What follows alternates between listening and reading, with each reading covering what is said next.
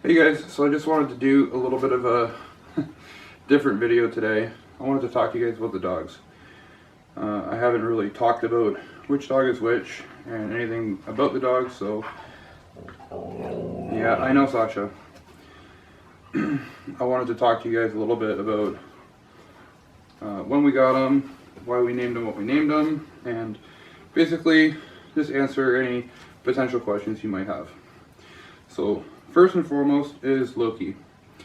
Loki was our first Siberian Husky. He was born December 19th, 2015. And we got him as a puppy. So about 9 weeks after that, we took him home. And he taught us a lot about Siberian Huskies. As much as you read, as much as you prepare for it, it's hard to actually imagine. Oh, yeah, no. How about we just sit and talk to the people, huh? Yeah? You don't want to do that, do you? As much as you read, actually living it is an entirely different thing. So, Loki is now 3 and almost 4 in December. And he's very big for a Siberian Husky. He's actually a little bit over the breed standard, which is 23 inches at the shoulders, which since he's not standing now, you can't see. And he's a little bit too heavy too. It's a maximum of 60 pounds, and he's about 66 pounds. So being a little bit too tall and being very long are a couple of the reasons why. Hey, how about you stay up here? You're being stubborn. So being a little bit too tall and being a little bit too long are a couple of reasons why he's over standard. However, Loki has some racing lines in his background, and due to this, sometimes what happens in the racing lines is they prioritize how well they run over what they show in the show ring, and that might have came out a little bit from his dad. I believe his great-great-great-grandfather is a 5-time Iditarod finisher. All the dogs on his dad's side are fantastic sled dogs. They are all racing dogs, and that's where he gets a lot of his drive and intelligence in harness from. He is extremely strong, extremely focused, and he has a lot of drive when we're running him. He's also a really sweet boy. Hey, how about you come over here? He's also a really sweet dog. I could pretty much introduce him to any dog I want, and no. I could pretty much introduce him to any dog I want, and he'll be fine with them. Sometimes it can be a little bit stressful if it's a really, really chaotic situation. We just went to the Pet Expo in Toronto, and that was, he did fine. Everything went fine. It was just, I could tell that it was very stressful for him and Izzy. And so we gave him lots of breaks. We took him outside a lot to get him out of that environment, and then brought him back in and made sure that they knew everything was okay. But he's pretty much bomb-proof, as they call it. He's pretty much bomb-proof. Nothing really phases him. He's a really chill dog. He loves getting cuddles.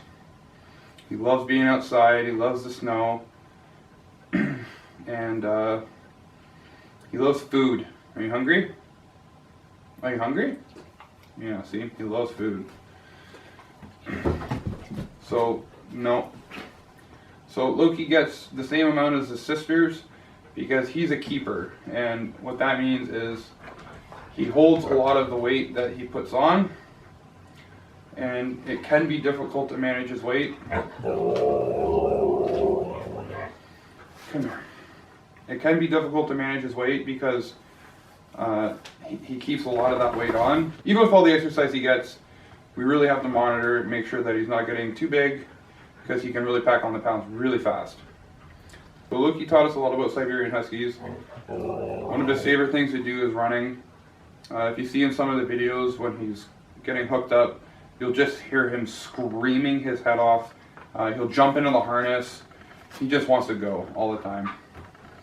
And outside of the harness, he's just a great dog altogether, and extremely smart, extremely calm, and I love him.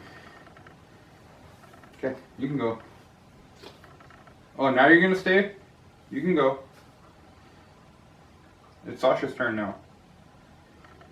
Go ahead, you can get down. Oh. And, oh, now you're gonna get down? Okay, so this is Sasha. Some of you might know her because she's got the one eye. Oh, here we go. Come on, Sasha, we're doing a video. Come on, baby. Okay, so we gotta do the video like this because Sasha doesn't want to stand. And Loki's talking smack to her. So, as some of you might know, Sasha is the one with one eye. So there's a whole backstory about that we'll talk about. Sasha was our second dog. We got her when Loki was 6 months old. And we adopted her when she was 1. What had happened was we seen her on one of our Facebook groups for huskies, and she was being rehomed. And she was a very beautiful dog. And we were so in love with Loki, and everything was going so great with Loki. We're like, okay, well, why don't we get a second one? So we went out, we met the family that was rehoming her, and we brought Loki with us. Loki met her, they got along, everything went well, so we actually took her home that night, which was, I even offered the family, I said, hey, listen, we don't have to take her home tonight, we can give you a couple days and come back, but they said, no, you can take her tonight. So we did, and turns out Sasha was not as easy as Loki. And I'm not really sure 100% why that is, but since she was an adult when we got her, there's a lot of things that we had to go back and start training her on. And that kind of interrupted a lot of the stuff that we're doing with Loki. But Sasha is the very stereotypical husky. She's very stubborn, she's very intelligent, and I mean Loki's very intelligent too, but Sasha has more of a bratty nature. She's very headstrong, she's very prideful. So she really didn't like taking Loki's crap for a while. And then the problem was we brought Sasha home, and Loki was smaller than Sasha when we brought Sasha home. So Sasha was able to kind of beat up Loki when she didn't like things that he did, and he was a puppy, so puppies are going to be puppies, and they're going to play, and they're going to get rough, and Sasha was kind of trying to teach him the limits. But Loki is a big dog, and by the time he was about 9 months old, he was bigger than Sasha, and he could really start throwing her around. So even when Sasha was trying to correct Loki, it wasn't going so good. And like I said, because we had that dynamic where Sasha was already an adult, she already had established behaviors that were allowed before, and because we're trying to go back and work on those things, and she's also stubborn, it kind of made for a really tough period for us with Sasha and Loki, because, you know, they started not getting along sometimes, and Sasha was really frustrated that Loki was bigger than her. But we got through all that. Everything's settled now. She's kind of figured out her place in the pack. She likes to be the boss most of the time until Loki says, no, I'm the boss. And she's kind of comfortable with that. We're not really sure when Sasha was born, so we just say that she was born the 1st of July, or Canada Day. Somewhere in that period. And she is now 5 years old. Now you won't see Sasha in a lot of the sledding videos because originally, before we got Izzy, I would run Loki by himself or I would run Sasha with him. The issue is with Sasha, is I drive a pickup truck, it's an extended cab pickup truck, and with 2 dogs in the back, it's cozy. I actually took the rear seat out of the truck so that they would have more room. And the thing is that Sasha likes to get really excited when we go driving. Loki and Izzy both will lay down on the back and kind of go to sleep, or they're not moving around, they're not jumping around. They just lay down, and because there's no seat back there, it's low. They're really down low towards the floor of the truck. But Sasha likes to jump around. She likes to try to jump in the front seat, and she likes to scream and make a whole bunch of noise. And while we've been trying to correct things that lead her to that behavior, we can't quite figure it out. And the best solution would be to put her in a crate, but if we put a crate in the back of the truck, then we can only fit 2 dogs total. We can't put Izzy back there and Loki as well as Sasha. So for safety's sake, usually what we'll do is we'll take Loki and Izzy out and run them, and if Jen can come with us, then she'll come with us, and then she's able to keep an eye on Sasha, because it's just not safe having Sasha jumping around and jumping into the front seat while I'm driving. And a lot of people will say, oh, well, just, hook her up to a harness and then put a short leash so it's like a seat belt. Yeah, so we tried that, and literally in less than half a second, Sasha actually was able to eat through the harness. She's the Houdini. Loki and Izzy, we got baby gates all over the house. Loki and Izzy know that that's a barrier that they're not supposed to cross, and they respect that. So Sasha is the Houdini. Hi, baby. Loki and Izzy, there's baby gates around the house. They respect those. Sasha will jump right over them. Sasha scaled over the 6-foot fence before. She slipped out of many harnesses. We usually actually use a neckline to attach her collar to her harness in case she slips one or the other. It's what we call insurance, just in case that happens. And she also does this in the X-Back too. And I'd really like to get that figured out, but unfortunately, it's something that takes a lot of time. And we've been working on it, but she's still got some more learning to go. So about her eye, when we adopted her, she had both eyes. And something had happened to one of the eyes when she was a puppy. We're not really sure, but it was like she had a lazy eye. So one of the eyes was kind of pointed off into the distance. So obviously, when we got her, we brought her to our vet and was like, hey, look, we got a new dog, check her out. We got all of her vet records. We got her all updated on her shots. He checked out the eye was good. She could still see out of it. It was just, the muscles had been damaged because the eye had popped out. So whatever happened, and she could still see and it was still healthy. So we're like, you know what, we're just gonna leave it alone. But over last year, towards March, April, June, we started noticing that she was, we started noticing that she was pawing at her eye a little bit. And because she was pawing at her eye, it kind of indicated that there was some discomfort. So we started keeping a closer eye on it. And then we noticed there was some swelling to the one eye. You could tell one eye was getting a little bit bigger than the other one. And that was something that was like, okay. So we took her to the vet.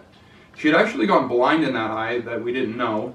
And because she wouldn't use that eye for seeing anyways. So it wasn't like anything was off about her besides the pawing. But basically the vet told us, well, she's blind in that eye and it looks like she's developed glaucoma. And because there's glaucoma in one eye, it could actually affect the other eye and then cause damage to the other eye. So he's like, we need to remove the eye to prevent any damage to her good eye. And it was like, oh man, what do we do? It's such a hard thing to say, okay, we're gonna take our dog's eye out. There had to have been a way, I figured at least, to save it. We're like, okay, well, let's go see a specialist. So we went and talked to a specialist who told us essentially the same thing, that we could try to save it, but there was probably no chance that would happen. And she's a dog. She can get by just fine with one eye. I actually made a video on TikTok, and I She catches treats just as good as Loki or Izzy can, sometimes better. She still runs in harness. She can still navigate the trail just fine. Having one eye is something she's lived with her whole life. It's just physically not there anymore. She never used the other eye for sight anyways. It was a hard surgery to do. It was very difficult to make that decision. But in the long run, she's going to be much healthier for it. And I'd much rather her have one eye than no eyes. And, wait too long, not go through the surgery. And then when we go through the surgery, well, her other eyes got glaucoma now. And now we got to remove both eyes. I'm glad we did what we did, looking back on it, but at the time it was really hard. Probably one of the hardest things I've ever done with the dogs. Yeah, definitely the hardest thing I've done so far. And yeah, so that's Sasha. Okay, and this is Izzy. Izzy is the last husky we've got. So she's number 3. She's also the smallest and the cutest. No, they're all pretty cute. Sit. Sit, baby.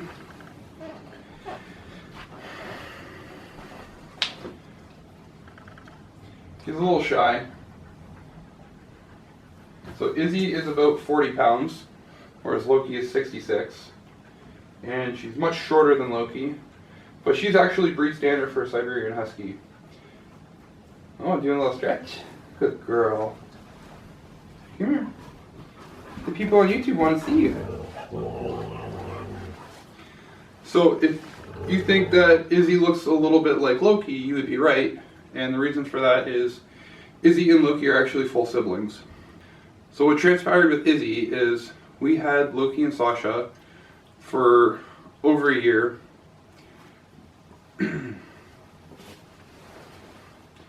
And we were really, really super happy with Loki. We really loved his temperament. We loved how smart, calm, cool. He was just a really great dog. And we found out from the breeder that she was having another litter. And it was the same parents as Loki. And it was probably going to be the last breeding between those two. And I don't know. We weren't thinking of getting a third dog at all. We just kind of were like, you know what? This is the last chance to get another dog like Loki, and we love him so much. We can handle 3. We talked about it at dinner, and then we decided that night we're gonna get a third dog, and that was Izzy. So they're full siblings. They're born 2 years apart. Izzy was born in 2017 in July. So Izzy's a little over 2.5 right now. I don't know why she turned out so little. We have some friends that actually have dogs from the same breeding as Loki and Izzy, and they're all in the 50-pound range. So we talked to the breeder, and we told her how small she is and how big Loki is. And basically the breeder said that's the biggest and the smallest that ever came out of that pairing, which I don't know how that ended up being how it worked out, but that's how it worked out. And Izzy, baby, so Izzy idolizes her big brother Loki. We kind of weren't sure what to expect because we brought Loki home as a puppy, and then we brought Sasha home as an adult. So we hadn't had any experience with adult dogs with puppies. And because Sasha's a female and Loki's a male, we had assumed that Sasha would take over a mothering role and sort of adopt Izzy, and Loki would be the one that we'd have to worry about with not accepting her. And actually it was completely backwards from that. Loki was the one that was super protective, basically adopted her, played with her, he was so gentle with her. They would play tug of war when she was like 13 pounds and he's 66 pounds, and it's like, if he whips his head around, she's going to go flying out the window. But he never did that. He was always super gentle with her, never hurt her. And although she was a really big brat, she really idolizes her big brother Loki. A lot of her behaviors are the same as Loki's, and in many ways it's like having the same dog between Loki and Izzy. And that's the result of having consistent breedings. A lot of the times if you have two dogs that produce a very consistent litter, you'll find that the dogs produced are very consistent in temperament and behavior. And that's exactly what we got with Izzy and Loki. I find when I'm running both of them in harness, which is actually, I ran Loki with Izzy the first time, and that's one of the videos we have up, Izzy's first run. I find that it's like running the same dog. There's a couple things that are different, but they're really subtle, it's hard to notice. And the biggest thing is really just at home. Izzy's a lot more cuddly than Loki is, although Loki can be very cuddly too. Izzy always wants to cuddle. Loki kind of likes cuddling on his terms. So I was sort of worried that with such a huge size difference between the two, because Loki's like almost at the withers, which is the shoulders, he's almost 4 inches taller than Izzy is. But they run great together. They're never dragging each other, and like I said, because they're very same mentally, they're very much the same mentally. Everything goes really smooth running them. They really make it look easy, and they really make me look way better than I am, because I don't have a lot of experience running dogs. I've only been doing it for about 2 years, and it's just like fish to water for Loki and Izzy. Sasha is good at running too, but she's a lot more work, so she has a long way to go. So when we got Loki, because he was born in December, we couldn't start really running him until when he was over a year old, and even once he was over a year old, it was kind of late in the season anyways. It was January, and to just start training him then, when there's snow on the ground on the sled, was kind of difficult, because the sled is harder to pull than the bike, and the idea is that you run them on the bike to muscle them up for the sled, and then once you start running on the sled, they're ready to do it. You can run into some problems if you put a green dog or a very inexperienced and unconditioned dog onto a sled and try to run them long distances or at really high speeds. So we wanted to make sure that Loki was conditioned for it before we started doing it, because I wasn't sure about hooking Sasha up with him, and I had just started. I wasn't very confident in what we were doing. We taught him all the commands just like we talked about in the Teaching Your Dog Mushing Commands video, but there's still quite a bit of nervousness there. So that was 2016 into 2017, and 2017 we got Izzy, and then the fall of 2017 is really Loki's first real season running. And I didn't run him that much. I thought I did at the time, but I hadn't met our group of friends that run dogs. So I'd get out maybe once or twice a month. I maybe put 35 kilometers on Loki for the entire season, which was maybe October to March, which isn't a whole lot. And the whole time Izzy was still, a baby. And I ran Loki with Sasha sometimes. I'd run Loki by himself sometimes, and I'd run Sasha by herself sometimes. And then this 2018 season came around, and Izzy was old enough to run. I think it was like a November 14th or maybe November 6th. So early November was Izzy's first run, and we hooked her up with Loki. I was kind of debating what I should do. I talked to a few people about it, a few friends, and a lot of people were saying, no, hook them up together, let them run together, and that'll be better. And there was a few people saying, no, just run her alone, see how she does. You're not really sure if she's going to be able to keep up with Loki. And I kind of tossed these things around in my head for a little while because I was nervous about it. And basically what I came down to was, even if Loki is too fast for her, I can always hit the brakes and slow him down. And running in lead is a very stressful job for a dog. Especially when they're brand new to it. And a lot of mushers will say, don't ever run a green dog in lead for any amount of time. Always have them with another dog that leads. And Loki's a very natural leader. He's also the biggest dog, so he's also the best wheel dog, which is the dog that's the closest to the sled. And since we only run 2 dogs anyways, they're always the wheel dogs and the lead dogs at the same time. But Loki is very confident running out front of everyone else.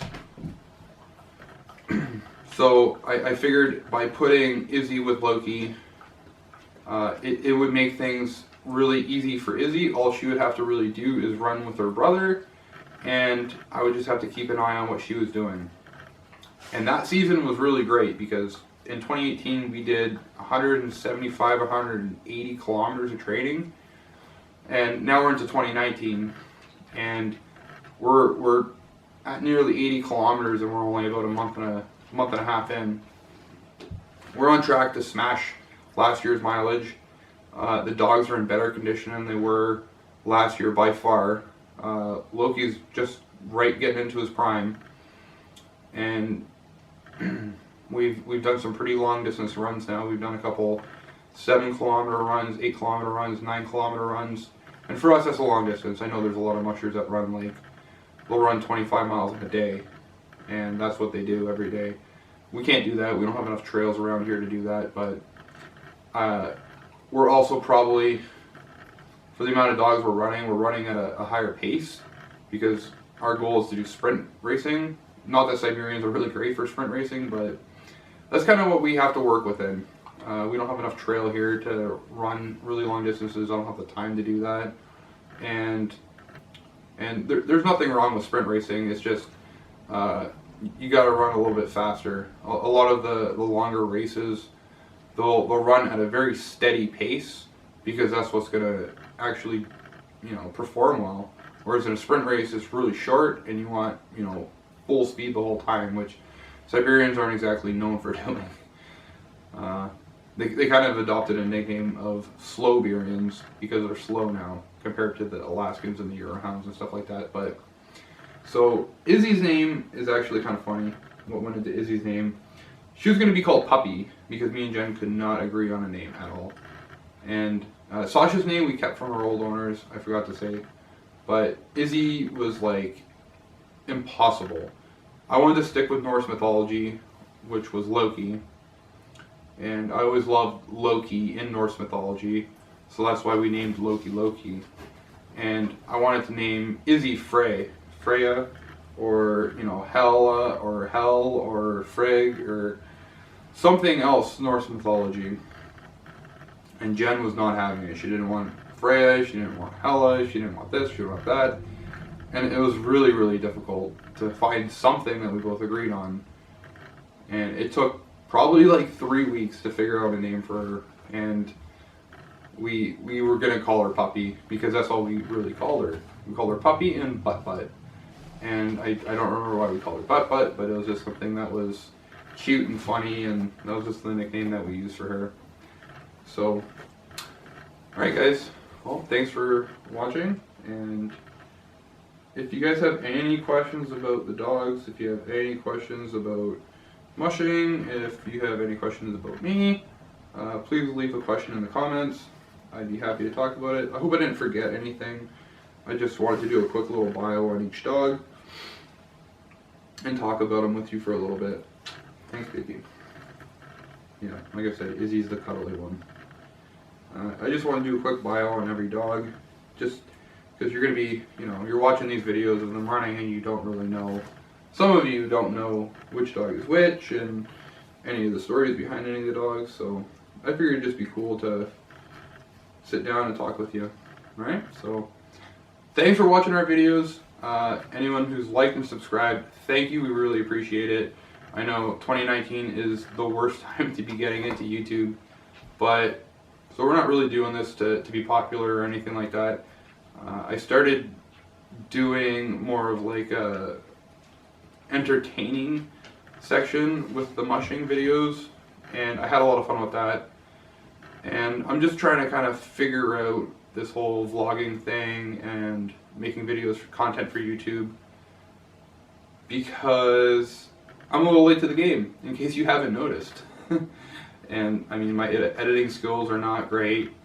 I'm using a bridge camera which is embarrassing in 2019, but that's okay. That's what we do. We make our content. If you like it, you like it. If you don't, you don't. We hope you like it. And either way, I'm having fun. So that's all that matters. Have a great day, guys.